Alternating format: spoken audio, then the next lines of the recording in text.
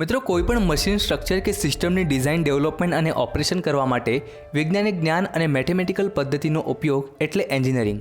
સરળ ભાષામાં કહીએ તો ગણિત અને વિજ્ઞાનની મદદથી જટિલ પ્રશ્નોનું નિરાકરણ કરીને આપણી રોજબરોજની જિંદગીને સરળ બનાવવાની પદ્ધતિને એન્જિનિયરિંગ કહેવામાં આવે છે.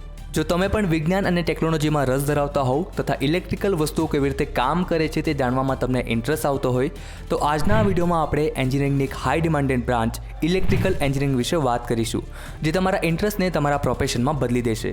નમસ્કાર મિત્રો, હું છું હર્ષ, તમારી સાથે અને સ્વાગત કરું છું આપ સૌનું બાપા ક્લાસીસમાં. આ સાથે જ જો તમે આ ચેનલને ફર્સ્ટ ટાઈમ વિઝિટ કરો છો તો ચેનલ જરૂર સબસ્ક્રાઈબ કરો, જેથી આવા જ કારકિર્દીલક્ષી વધુ વિડીયોઝની અપડેટ તમને મળતી રહેશે. તો સૌપ્રથમ જાણી લઈએ કે ઇલેક્ટ્રિકલ એન્જિનિયરિંગ શું છે.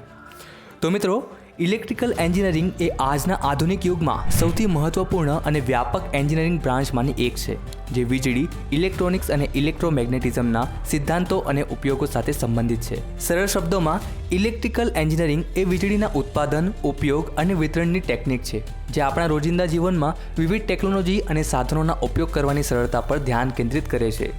ઇલેક્ટ્રિકલ એન્જિનિયરિંગમાં તમને વીજળીનું ઉત્પાદન, તેનું વહન, વિતરણ તેમજ વિવિધ ઇલેક્ટ્રોનિક ઉપકરણોની સિસ્ટમ ડિઝાઇનિંગ અને રિસર્ચ સંબંધિત વગેરે બાબતો વિશે નોલેજ પૂરું પાડવામાં આવે છે. મિત્રો, આજના આ આધુનિક યુગમાં ઇલેક્ટ્રિકલ એન્જિનિયરિંગનું ખૂબ જ મહત્ત્વ છે. આપણા રોજિંદા જીવનમાં વપરાતા મોટાભાગના ઉપકરણો અને સિસ્ટમો વીજળી પર આધારિત હોય છે. લાઇટિંગથી લઈને મોબાઈલ ફોન સુધી, કોમ્પ્યુટર્સથી લઈને મોટા ઔદ્યોગિક મશીનો સુધી દરેક જગ્યાએ ઇલેક્ટ્રિકલ એન્જિનિયરિંગનો જ ઉપયોગ થાય છે. આ ઉપરાંત નવનીકરણીય ઉર્જા સ્ત્રોતો જેમ કે solar power and wind power અને ઇલેક્ટ્રોનિક વાહનોના વિકાસમાં પણ ઇલેક્ટ્રિકલ એન્જિનિયરો ખૂબ જ મહત્ત્વની ભૂમિકા ભજવી રહ્યા છે. જો તમે પણ ઇલેક્ટ્રિકલ એન્જિનિયર બનવા માંગો છો તો ચાલો તેના એલિજિબિલિટી ક્રાઇટેરિયા વિશે વાત કરી લઈએ. તો મિત્રો, આ ક્ષેત્રે કારકિર્દી બનાવવા તમારું ધોરણ 12 સાયન્સ સ્ટ્રીમમાં હોવું જોઈએ, એ પણ PCM અર્થાત ફિઝિક્સ, કેમેસ્ટ્રી અને મેથ્સ સબ્જેક્ટ સાથે. જે પછી તમે BE કે BTECમાં ઇલેક્ટ્રિકલ એન્જિનિયરિંગ પૂર્ણ કરી શકો છો. BE કે BTECની ડ્યુરેશન એ 4 વર્ષની હોય છે અને આ કોર્સમાં એડમિશન લેવા તમને ગુજરાત રાજ્ય સ્તરે ગુજકેટ અર્થાત ગુજરાત કોમન એન્ટ્રન્સ ટેસ્ટ આ એન્ટ્રન્સ એક્ઝામ આપવી પડશે. જ્યારે રાષ્ટ્રીય સ્તરે તમને દેશની ટોપ NIT, IIT જેવી કોલેજોમાં એડમિશન મેળવવા JEE અર્થાત જોઈન્ટ એન્ટ્રન્સ એક્ઝામ આપવી પડશે. આ સાથે જો તમે ધોરણ 10 પછી આ ફિલ્ડમાં કારકિર્દી બનાવવા માંગો છો તો ઓફકોર્સ તમે ધોરણ 10 પછી આ ફિલ્ડમાં એન્ટ્રી કરી શકો છો. તમે ધોરણ 10 પછી ડિપ્લોમા ઇન ઇલેક્ટ્રિકલ એન્જિનિયરિંગનો ડિપ્લોમા લેવલનો કોર્સ કરી શકો છો.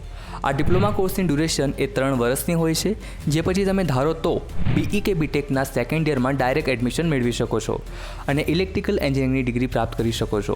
જો કે ધોરણ 10 પછી તથા ધોરણ 12 પછી ઇલેક્ટ્રિકલ એન્જિનિયરિંગના આ સફરની ડ્યુરેશન સેમ જ છે, જે તમે પોતાની સિચ્યુએશન, નિયર બાય કોલેજીસ અને ફીસને ધ્યાનમાં રાખીને નિર્ણય લઈ શકો છો કે તમને ધોરણ 10 પછી ડિપ્લોમા કરવું છે કે પછી ધોરણ 12 સાયન્સ પછી ડાયરેક્ટ BE કે BTEC કરવું છે. હવે આફ્ટર ઇલેક્ટ્રિકલ એન્જિનિયરિંગ કરિયર પ્રોસ્પેક્ટની વાત કરીએ તો મિત્રો, આ કોર્સ પછી તમે પ્રાઇવેટ અને ગવર્મેન્ટ બંને ક્ષેત્રે કારકિર્દી બનાવી શકો છો. જો ગવર્મેન્ટ સેક્ટરની વાત કરીએ તો તમે UPSC, GPSCની વિવિધ ટેકનિકલ ભરતીઓ માટે અપ્લાય કરી શકો છો. આ સિવાય તમે રાજ્ય અને કેન્દ્ર સરકારની વિવિધ સંસ્થાઓ જેમ કે ISRO, Gujarat energy development agency, Gujarat power corporation limited, even DGVCL, MGVCL, UGVCL અને PGVCL આ તમામ રાજ્યની વીજ વિતરણ કંપનીઓ છે જ્યાં ઇલેક્ટ્રિકલ એન્જિનિયરો માટે અને અન્ય ટેકનિકલ સ્ટાફની જરૂર હોય છે. આ સિવાય તમે નગરપાલિકાઓમાં, મહાનગરપાલિકાઓમાં જેમ કે AMC, SMC, VMC, RMC વગેરેમાં ટેકનિકલ પોસ્ટ માટે પણ અપ્લાય કરી શકો છો. આ સાથે જ એક electrical એન્જિનિયરને NTPC, BHEL, IOCL, BARC વગેરે જેવી મોટી ગવર્મેન્ટ સંસ્થાઓમાં પણ જોડાવાના અસંખ્ય ચાન્સ મળે છે. વાત કરીએ પ્રાઇવેટ જોબ્સની તો Adani group, Reliance industry, Tata group, Havells India જેવી મોટી ઇન્ડસ્ટ્રીઓમાં મિત્રો તેમજ મલ્ટીનેશનલ કંપનીઓમાં તમે ઇઝીલી જોડાઈ શકો છો, જ્યાં તમારી સ્ટાર્ટિંગ સેલેરી 35 થી 50,000 રૂપિયા સુધીની હોઈ શકે છે. સો ફ્રેન્ડ્સ, આઈ હોપ આ વિડીયો તમારા માટે હેલ્પફુલ રહ્યો હશે. તેમ છતાં જો હજુ પણ તમારા મનમાં ઇલેક્ટ્રિકલ એન્જિનિયરિંગ સંબંધિત કોઈ પણ ડાઉટ કે પ્રશ્ન હોય તો તમે નીચે કમેન્ટ કરી પૂછી શકો છો. તમને તેનો અચૂક ઉત્તર આપવામાં આવશે. આ સાથે જ કરીએ વિડીયોની સમાપ્તિ. ફરી મળીશું કારકિર્દી સંબંધિત એક નવી માહિતી સાથે. ત્યાં સુધી જય શ્રી કૃષ્ણ.